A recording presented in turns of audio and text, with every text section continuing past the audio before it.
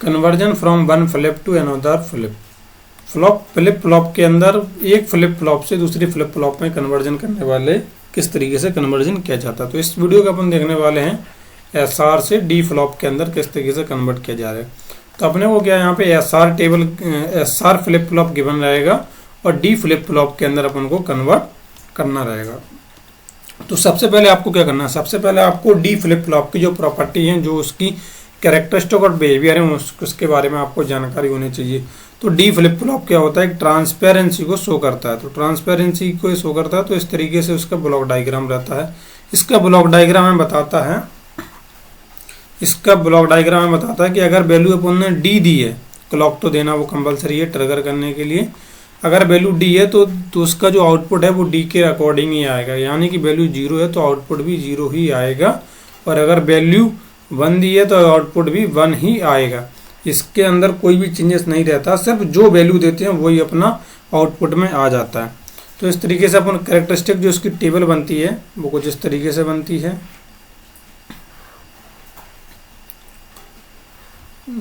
कुछ इस तरीके से डी क्यू एन और क्यू एन प्लस 1। तो 0 0 1 1 0 1 0 1। यहाँ पे जो डी की वैल्यू है वो इसका आउटपुट आ जाएगा। तो 0 0 1 1 इसका नेक्स्ट स्टेज का आउटपुट आ जाएगा। अब बात करते हैं एसआर टेबल की। तो एसआर टेबल मतलब एसआर जो फ्लिप फ्लॉप है उसको अपन को कन्वर्ट करना है डी के अंदर। किस तरीके से करेंगे, वो होगी एक्साइटेशन के द्वारा। इस तरीके से एक्साइटेड करना पड़ेगा उसको एक नए बिहेवियर में ले जाने के लिए। एक पर्सन को, अगर आप इसको एक रियल लाइफ एग्जांपल से भी समझ लें, तो किसी भी एक पर्सन को एक बिहेवियर से दूसरे बिहेवियर में अगर कन्वर्ट करना रहता है तो उसे एक्साइट करना रहता है किसी एक बिहेवियर से दूसरे बिहेवियर में कन्वर्ट करने के लिए। तो उसी तरीके से एसआर को डी फ्लिप फ्लॉप में के अंदर कन्वर्ट करने के लिए अपन को क्या करना पड़ेगा, एक्साइट करना पड़ेगा। तो उसके लिए सबसे पहले अपन को एसआर की एक्साइटिंग टेबल के बारे में मालूम होना चाहिए। तो एसआर की एक्साइटिंग टेबल बना लेते हैं, या फिर इसकी टेबल क्या कहती है, अगर वैल्यू 0 0 0 1 1 0 और 1 1 है तो इसके पास आउटपुट क्या आता था, एस और आर पे इनपुट की जो वैल्यू इसमें क्यू एन और क्यू एन प्लस 1 देने पे वैल्यू आती थी 0 डोंट केयर, 1 0 0 1 डोंट केयर और 0। इस तरीके से अपनी वैल्यू आती थी। अब अपन को क्या करना है, इसके साथ कनेक्ट करना है। क्यों कनेक्ट करना है, क्योंकि अपने को जो है इसको एसआर को डी फ्लिप फ्लॉप के अंदर कन्वर्ट करना है। तो अपन यहाँ पे जो वैल्यू है क्यू एन और क्यू एन प्लस 1 इनकी वैल्यू को मैच करेंगे इस वैल्यू के साथ। उसके हिसाब से जो आउटपुट यहाँ पे है वो उस आउटपुट को यहाँ पे लिख देंगे। जैसे यहाँ पे वैल्यू 0 0 0 0 पे आउटपुट क्या है, 0 है और डोंट केयर। तो अपन यहाँ पे लिख देंगे एस के लिए 0 और आर के लिए डोंट केयर। इसी तरीके से इस वाले को अगर देखें तो वैल्यू आ गई 1 0। यहाँ पे 0 1 था, यहाँ पे वैल्यू कौन सी लेनी है, दूसरे उस पर 1 0। तो 1 0 पे वैल्यू क्या है, 0 1। तो एस की वैल्यू 0, आर की वैल्यू 1। इसके बाद तीसरी पोजीशन देखते हैं तो आ रहा है 0 1। 0 1 पे अगर देखें तो वैल्यू आ रही है 1 0। तो एस की वैल्यू 1, आर की वैल्यू 0। आखिरी पोजीशन देखते हैं 1 1।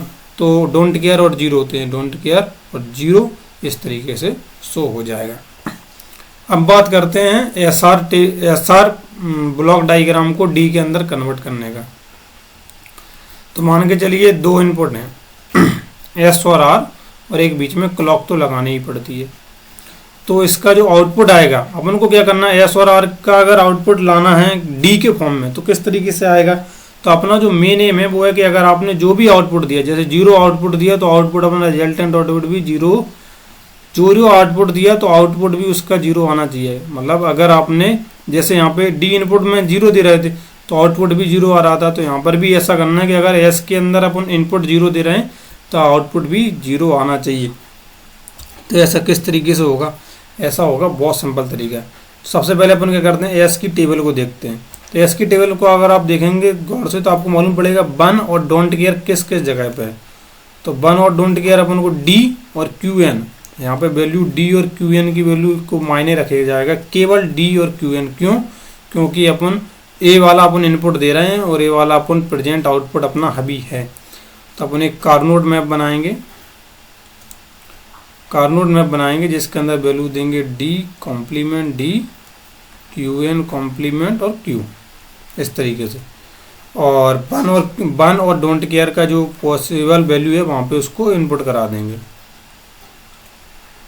जैसे कि यहाँ पे 1 की वैल्यू यहाँ पे किस पे आ रही है, 1 0 की वैल्यू क्या होती है 2, और 2 की अगर बात करें तो इस जगह पे 1 आ जाएगा। और अगर डोंट केयर की बात करें, डोंट केयर की वैल्यू आ रही 1 1 3 पे, तो इस जगह पे अपनी वैल्यू ए आ जाएगी। और इसको कॉमन पेयर यहाँ पे बनना है तो यहाँ पे डी बन रहा है। तो यहाँ पे आप देख सकते हैं कि एस की जो टेबल है, ये जो एस वाला ब्लॉक इसके अंदर है, और जो इसका जो रिजल्टेंट आउटपुट जो इसका मिनिमाइज होके जो आ रहा है के मैप के द्वारा वो डी आ रहा है। तो डी किसके बराबर हो गया, एस के बराबर। तो अपनी कंडीशन सेटिस्फाई कर रही है, यानी कि आप एस का जो भी आउटपुट देंगे वो डी के फॉर्म में आ जाएगा। तो यानी कि ए वाला तो आपको डायरेक्ट देना है, ए वाली आउटपुट तो अपन सीधा जो भी इनपुट देंगे जैसे 0 देने पे 0 आ जाएगा, इसमें कोई भी चेंजेस नहीं करना है। इसी तरीके से अपन आर की टेबल को देख लेते हैं। आर की टेबल के लिए अपन क्या करेंगे, एक बार अपन आर की टेबल के लिए फिर से वही के मैप का यूज करेंगे, के मैप बनाएंगे और डी और क्यू एन की वैल्यू लेंगे, डी और क्यू एन की। तो D complement D, Q N complement और क्यू। इसके अंदर अगर आप देखेंगे तो डोंट केयर और 1 पहले पे आ रहा है, सबसे पहले 0 0 पे आ रहा है। तो 0 0 पे आ रहा है तो इस जगह पे आ गया डोंट, एक 1 इधर आ जाएगा 0 0 पे। उसके बाद आ रहा है 0 1 पे, 0 1 पे, 0 1 पे आ रहा है। तो 0 1 पे आ रहा है तो 0 1 इधर आ गया। इसकी वैल्यू जो इस तरीके से इसका पेयर बनेगा, इसका पेयर बनेगा। तो इसमें कॉमन क्या है, क्यू एन का कॉम्प्लीमेंट, क्यू एन का जो भी उसको क्यू एन देना है। क्यू एन कहाँ से जाती है, क्यू एन जाती है यहाँ से क्लॉक से। तो जो अपना प्रेजेंट आउटपुट है उसका अपन को क्या लेना है, उसका अपन को कॉम्प्लीमेंट आएगा। जो भी प्रेजेंट आउटपुट है तो उसका अपन को कॉम्प्लीमेंट आएगा।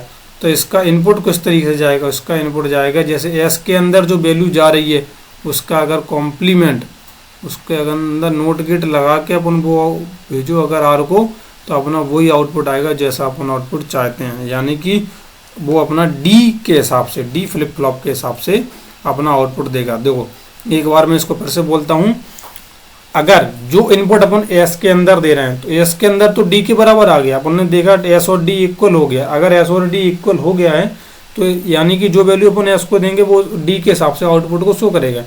लेकिन आर के अंदर क्या हो रहा है, आर के अंदर वो बता रहा है कि जो भी आप इनपुट दोगे उसका कॉम्प्लीमेंट देगा। तो अपन को पहले से क्या करना है, जो वैल्यू आप एस को दे रहे हैं उसी वैल्यू का कॉम्प्लीमेंट आप आर को दे दो। जो वैल्यू आप एस को दे रहे हैं उसी वैल्यू का कॉम्प्लीमेंट आप आर को दे दो, तो वापस से वो डी के हिसाब से अपना आउटपुट देगा। डी क्या करता है, ट्रांसपेरेंसी को शो करता है। जो आपने इनपुट दिया वही आपका आउटपुट। तो आपको सिर्फ एक नॉट गेट की जरूरत पड़ेगी और नॉट गेट लगाने से आपका आउटपुट बहुत ईजिली आ जाएगा। आई होप वीडियो पसंद आई होगी, तो वीडियो को लाइक, चैनल को सब्सक्राइब कर दें। मिलते हैं अपन एक बार फिर से नेक्स्ट वीडियो में।